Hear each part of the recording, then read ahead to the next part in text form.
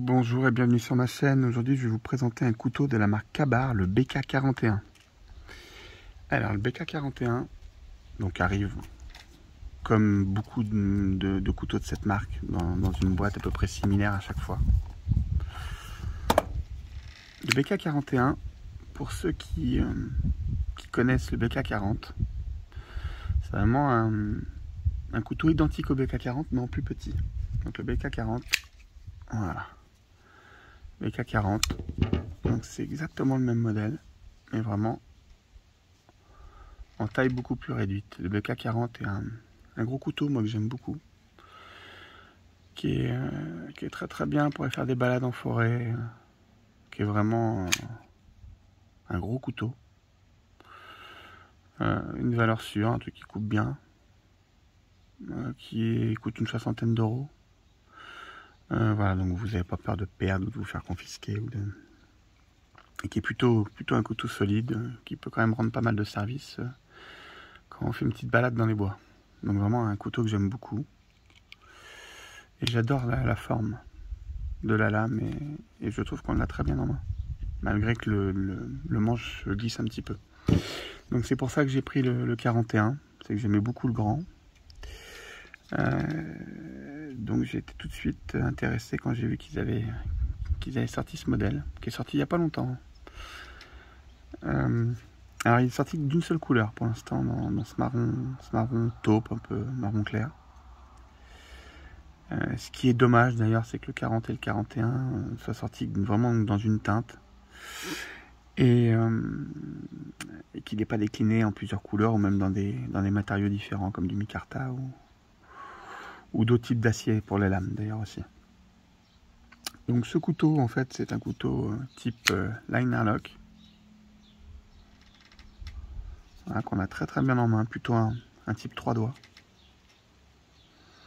Donc il a une longueur fermée de 9,95 cm, donc 10 cm. Une longueur ouverte de 17.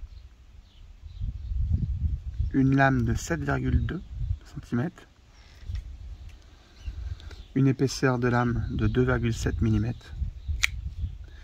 Donc c'est des platines en acier inoxydable teintées noir, revêtues noir. Donc je sais pas, c'est pas du céracote ça. Je pense que c'est juste de la peinture, un couvrement en peinture, je pense. Les plaquettes sont en GFN, donc une sorte de plastique, alors qui fait un peu bas de gamme quand même. Lisse, mais qui est plutôt agréable en main. Vraiment, c'est vrai qu'avec les mains humides, je pense que c'est un inconvénient, je pense que ça glisse. Après, moi ce genre de petit couteau, c'est surtout... J'aime bien toujours avoir un petit couteau en deuxième sur moi, dans mes poches, qui sert plus de petit utilitaire. Pour faire des cartons, faire différentes petites bricoles.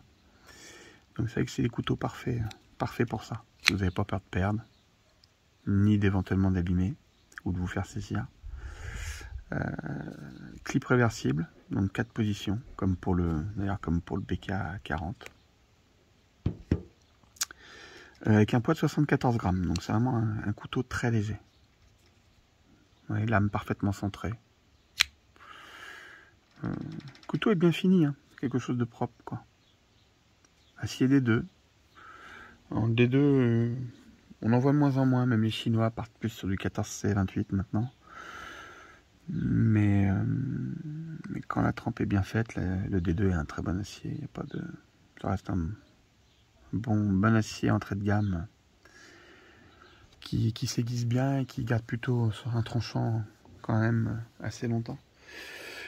Pour vous donner une idée de taille, il est très très proche d'un Elementum au niveau de la taille globale, même de la lame également, ou même du 72-28 de chez SRM, qui est un très très bon couteau aussi, ça d'ailleurs.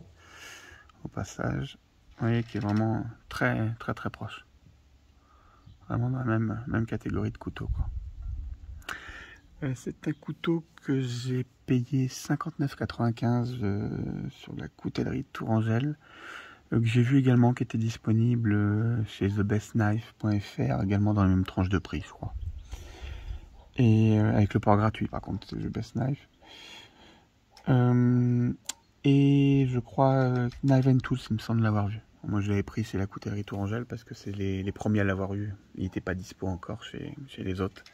C'est un couteau que j'ai déjà depuis quelques semaines.